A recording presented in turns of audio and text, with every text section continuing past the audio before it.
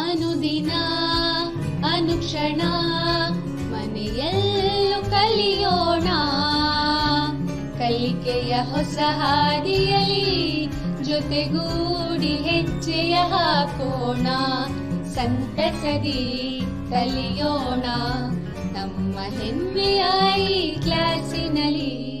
Yes, sir. Yes, teacher. Present, ma'am. अस्सलाम वालेकुम नाज़रीन, मैं मोहम्मद मोइनुद्दीन, मददगार मुअल्लिम उर्दू, सरकारी उर्दू हाई स्कूल सिरवार, ताल्लुक़ा मानवी, ज़िला रायचूर, आज के इस संवेदा इजलास में आपका मैं दिली खैर मकदम करता हूँ। अजीज़ तलबा तालिबात नाज़रीन, जैसा कि आप जानते हैं कोई भी सिलेबस की किताब इख्तिताम के बाद कुछ असबाक को रिवीज़न यानी दोहराया जाता है, तो यहाँ पर आज जो सबक है फरमा बरदारी उसी को दोहराया जाएगा यानी रिवीज़न किया जाएगा। तो आज जो सबक जिसको हम दोहरा रहे हैं उसका नाम है फरमा बरदारी। तो आइए तलबा तालिबात अजीज़ नाज़रीन, आज का ये सबक का बाकायदा आगाज़ किया जाता है। तो इब्तिदा कुछ इस तरह से होती है। फरमा बरदारी सबक में दरबार शाही लगा हुआ था, सुल्तान महमूद गजनवी तशरीफ लाते हैं, इस बात का जिक्र हो रहा है कि भाई दरबार शाही यानी शाही दरबार जो है वहाँ पर लगा हुआ है और सुल्तान जो बादशाह हैं वो गजनवी बादशाह जो हैं वो तशरीफ लाते हैं और उनके हाथ में एक हीरा होता है और उस दरबार में तमाम वुज़रा भी बादशाह के साथ हाजिर हैं। उमरा हाजिर खिदमत है, सुल्तान के हाथ में एक हीरा है। सुल्तान महमूद गजनवी ने वो हीरा वजीर दरबार को दिखाकर पूछा इसकी कीमत क्या होगी। सुल्तान अपने हाथ में एक हीरा लेते हैं और जो वजीर होते हैं उसके, तो उनसे पहले वजीर से पूछा जाता है कि भाई ये हीरे की क्या कीमत होना चाहिए। तो वजीर ने अच्छी तरह उस हीरे को देखा, देखभाल कर अर्ज किया, हुजूर निहायत ही कीमती हीरा है, गुलाम की राय में 1 मन सोने के बराबर इसकी मालियत होगी। उस वजीर का कहना यह है कि ये काफी जो है कीमती हीरा है, मेरे हिसाब से इसकी जो है बहुत ज्यादा कीमत होना चाहिए बोलकर ये कहता है। तो बहुत खूब, बादशाह कहता है, कौन? बादशाह महमूद गजनवी कहते हैं कि बहुत खूब, तुम्हारी बात को हम पसंद करते हैं, तुम्हारी बात को हम मान लेते हैं, लेकिन हमारा हुक्म है कि इस हीरे को तोड़ डालो। तो यहां पर बहुत खूब, हमारा अंदाजा भी यही था, सुल्तान ने हुक्म दिया इसे तोड़ डालो। वजीर दरबार ने हैरत से सुल्तान की तरफ देखा और हाथ बांध कर बोला, जहां पना इस हीरे को कैसे तोड़ूं, मैं तो हुजूर के माल और मनाल का निगरान का और खैर ख्वाह हूं। तो सुल्तान ने कहा, हम आपकी इस खैर ख्वाही से बहुत खुश हुए। थोड़ी ही देर बाद वही हीरा नायब वजीर को दिया और इसकी कीमत दरियाफ्त की। वजीर ने अर्ज किया, हुजूर आजिज हो इसकी कीमत का अंदाजा करने से, हुक्म दिया, अच्छा इसे तोड़ डालो। जिस तरह पहले वजीर को तोड़ने का हुक्म दिया था, दूसरे वजीर को भी जो है वो अपना हीरा बताकर उस हीरे को तोड़ने का बादशाह हुक्म देते हैं। लेकिन वजीर ने अर्ज किया, हुजूर आजिज हो इसकी कीमत का अंदाजा करने से, हुक्म दिया, अच्छा इसे तोड़ दो। वो अर्ज करने लगा, क़िबला आलम ऐसे बेशबहा कीमती हीरो को क्यों तोड़ाना चाहते हो जिसका सानी मिलना यानी इसी तरह जो है दूसरा जो हीरा मिलना बहुत मुश्किल है, लिहाजा आप उसको क्यों तोड़ाना चाहते हैं, मैं माजूरत चाहता हूं उस हीरे को तोड़ने से बोलकर वे माजूरत चाहता है अपने बादशाह से।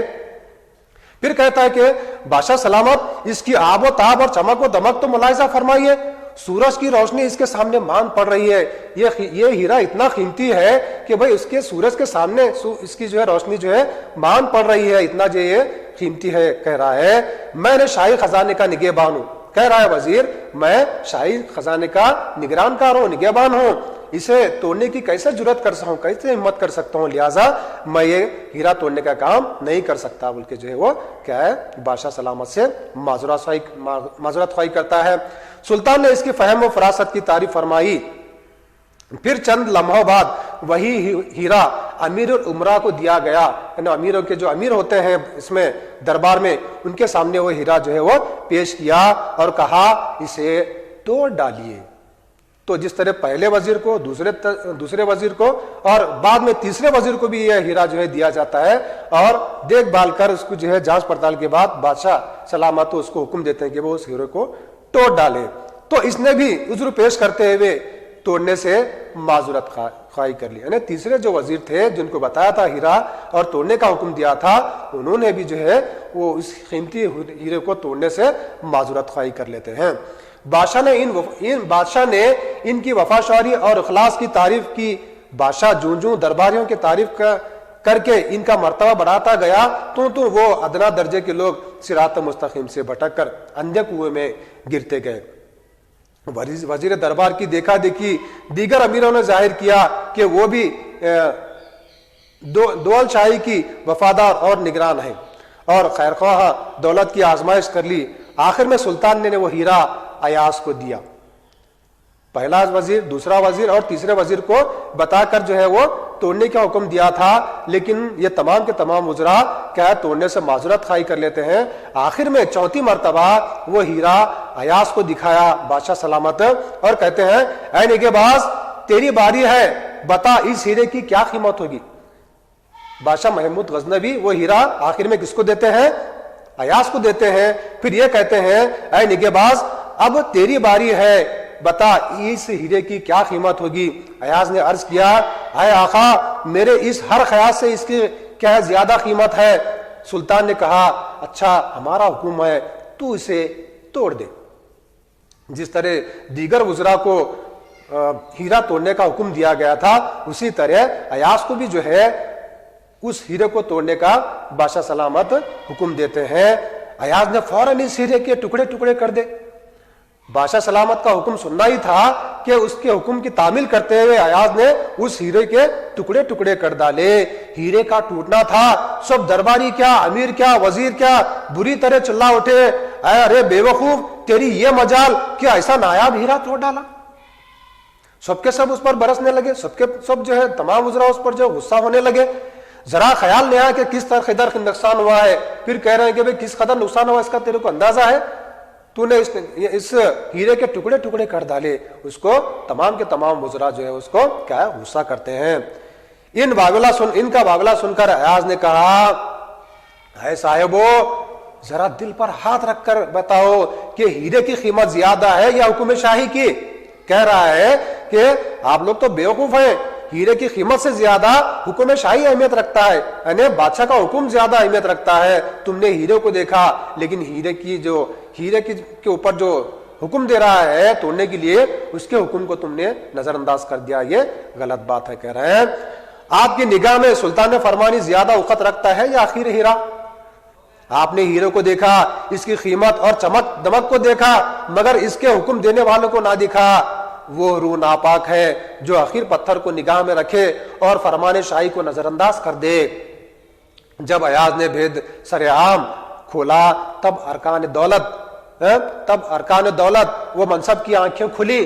ندامت اور ذلت کا یہ حال تھا کہ کسی کی گردنیں اوپر نہیں اٹھتی تھی. یہ تمام کے تمام جو وزراء جو ہیرے کو توڑنے سے معذرت خواہی کر لے رہے تھے, تمام کے تمام بالکل جو ہے اس کی بات کو مان لیتے ہیں اور شرمندہ ہوتے ہیں.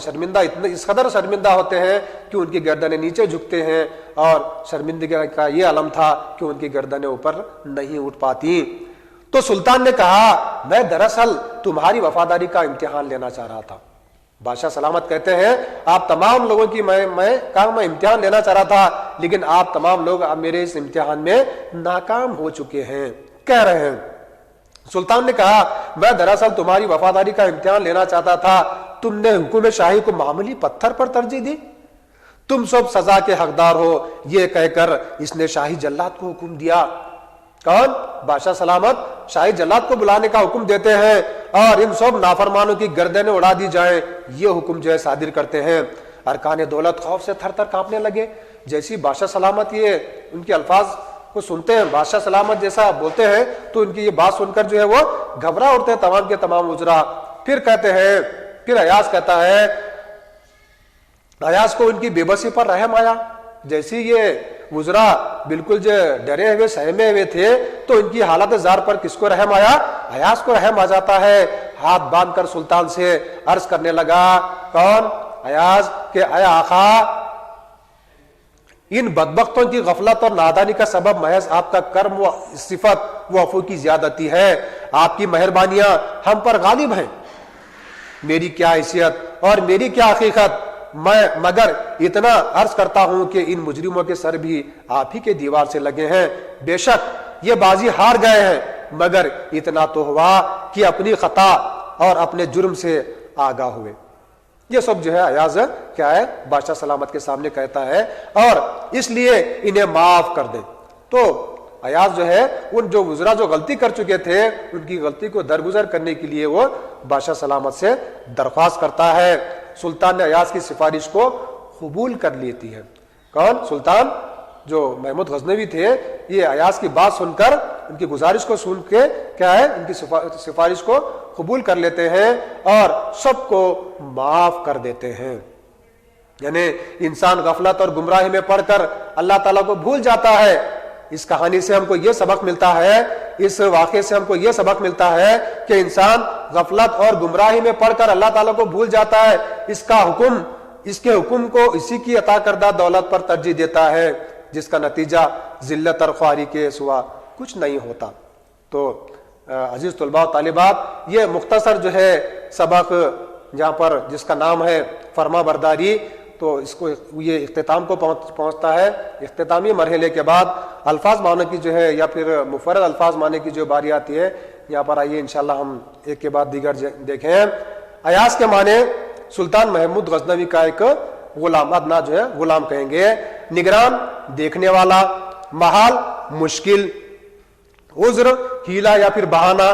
اسی طرح اخلاص یا خلوص، اخلاص خلوص کے معنی ہیں. اسی طرح خیاس، خیاس کے معنی اندازے کے ہیں. اخت، اخت کے معنی عزت کے ہیں. اسی طرح بھید راز، بھید کے معنی راز کے ہیں. اسی طرح ندامت، اس کے معنی ہے شرمندگی. تو اسی طرح غفلت کے معنی لاپرواہی جسے کہیں گے. اور اسی طرح بازی، شرط یا پھر کھیل کے جو ہے معنی آتے ہیں. ترجیح کے معنی برتری کے آتے ہیں. اسی طرح من کے معنی 40 سیر کا وزن جسے کہیں گے. اور اسی طرح ثانی کے جو معنی ہیں وہ دوسرا یا پھر مانند. اس کے بعد ماند کے معنی پھیکا پڑ جانا، جس کی چمک جاتی رہے. اسی طرح معذرت کے معنی معافی کے ہیں. تقلید کے معنی پیروی یا نقل کے ہیں. مجال کے معنی طاقت یا پھر جرت کے ہیں. حقیر کے معنی بے قدر یا پھر ذلیل کے ہیں. منصب کے معنی عہدہ یا پھر درجے کے ہیں.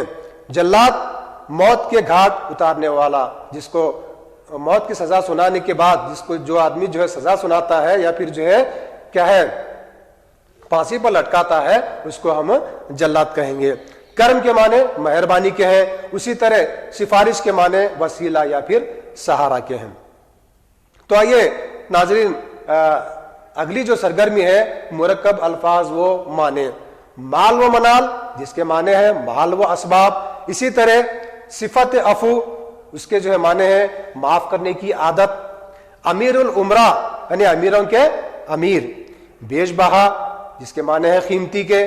اندھا کنواں، سوکھا کنواں. نظر انداز کرنا، توجہ نہ دینا. بے بسی، مجبوری یا پھر لاچاری جسے کہیں گے. اسی طرح قبلہ عالم، دنیا والے جس سمت منہ کر کے نماز پڑھتے ہیں. اسی طرح اگلا جو مرکب لفظ ہے صراط مستقیم، جس کے معنی ہے سیدھی راہ چلنا. اسی طرح نگہباز، گہری نظر رکھنے والا. خیر خواہی، بھلا چاہنے والا. وفاداری یا پھر وفاداری جسے کہیں گے. نایاب، اس کے معنی ہے نہ ملنے والا یا پھر ناپید. سر عام، سب کے سامنے. تو آئیے عزیز طلباء و طالبات، الفاظ معنی اور مرکب الفاظ کی بات کی جو سرگرمی آتی ہے وہ چھوٹے ایک جملے کے سوال اور جوابات کی. سب سے پہلا جو ہے سوال یہاں پر جو ہے دیکھا گیا کہ بھئی سلطان غزنوی نے ہیرے کی قیمت سب سے پہلے کس سے دریافت کی. سوال یہ پوچھا جا رہا ہے کہ بھئی سلطان غزنوی نے ہیرے کی قیمت سب سے پہلے کس وزیر سے دریافت کی. تو جواب کچھ اس طرح ہے اس سوال کا. سلطان غزنوی ہیرے کی قیمت سب سے پہلے وزیر دربار سے دریافت کی. دوسرا سوال، ایاز نے ہیرے کی کیا قیمت بتائی. اس کا جواب کچھ اس طرح ہے. ایاز نے کہا کہ میرے ہر خیاط سے اس کی قیمت زیادہ ہے. तीसरा सवाल, सुल्तान महमूद गजनवी हीरे को क्यों तुड़वाना चाहते थे? जवाब, सुल्तान महमूद गजनवी तमाम दरबारियों का इम्तिहान लेना चाहते थे। चौथा सवाल, अयाज ने हीरे को क्यों तोड़ दिया? जवाब कुछ इस तरह है, क्योंकि हीरे से ज्यादा हुक्म शाही अहमियत रखता है।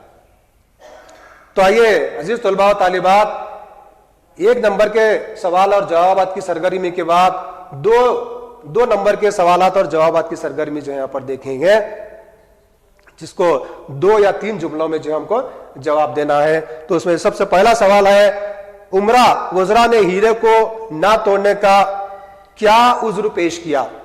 इसका जवाब है, उमरा वज़रा ने कहा कि क़िबला-ए आलम ऐसे बेशबहा कीमती हीरे को क्यों तोड़वाना चाहते हैं जिसका सानी मिलना बहुत महाल यानी बहुत मुश्किल है। दूसरा सवाल, सुल्तान अपने उमरा और वज़रा पर क्यों खफा हुए? जवाब, सुल्तान अपने उमरा और वज़रा पर इसलिए खफा हुए क्योंकि इन्होंने हुक्म शाह को मामूली पत्थर पर तरजीह दे दी। तो आइए नाज़रीन, अजीज तुलबा व तालिबात, यहाँ पर तफसीली सवालात के जवाबात में सबसे पहला सवाल कुछ इस तरह है, अयाज ने अरकान दौलत की सिफारिश के लिए कहे कलमात को अपने अल्फाज में बयान कीजिए। सवाल एक मरतबा फिर से सुनिए, अयाज ने अरकान दौलत की सिफारिश के लिए कहे कलमात को अपने अल्फाज में बयान कीजिए। तो इस सवाल का जवाब कुछ इस तरह से है कि अयाज को इनकी बेबसी पर रहम आया, हाथ बांधकर सुल्तान से अर्ज करने लगा, ऐ आका, इन बदबख्तों की गफलत और नादानी का सबब महज आपका कर्म व सिफत वफू की ज्यादती है। आपकी मेहरबानियां हम पर गालिब हैं। मेरी क्या हैसियत और क्या हकीकत, मगर इतना अर्ज करता हूं कि इन मुजरिमों के सर आप ही के दीवार से लगे हैं। बेशक ये बाजी हार गए, मगर इतना तो हुआ कि अपनी खता और अपने जुर्म से आगाह हुए, इसलिए इन्हें माफ कर दें। ये तफसीली जवाबात में से कुछ एक जवाब है। तो आइए अजीज तलबा व तालिबात, ये तमाम जो है अल्फाज माने और सवाल जवाब की सरगर्मी के बाद इस सबक से अजदाद जो ताल्लुक़ रखते हैं, अजदाद यानी जिद के अल्फाज, उसके जो है तफसीली थोड़ा सा यहाँ देख लेंगे। सबसे पहला जो लफ्ज यहाँ पर है सस्ती, इसका जिद आएगा महंगी। आला का जिद अदना, फर्मा बरदारी का जिद नाफरमानी। इसी तरह बेवफाई का जिद होगा वफाई, गैर मामूली का जो जिद होगा मामूली, नेक बख्त का जिद जो होगा बदबख्त। तो अजीज तलबा व तालिबात, ये था सबक फर्मा बरदारी। उम्मीद करता हूं आप इस सबक से बेहतर मुस्तफीद हुए होंगे। अगला सबक लेकर फिर से एक मरतबा फिर कभी हाजिर होंगे।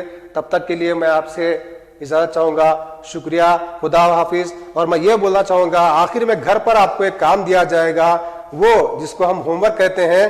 तो सवाल कुछ इस तरह है, हिकायत सादी और हिकायत रूमी का मुताला कीजिए और इन्हें अपने साथियों को सुनाइए। तो फिर एक सबक के बाद एक सबक लेकर नए सबक के साथ एक मरतबा फिर हाजिर होंगे। जब तक के लिए मैं आपसे इजाजत चाहूंगा। शुक्रिया, खुदा हाफिज।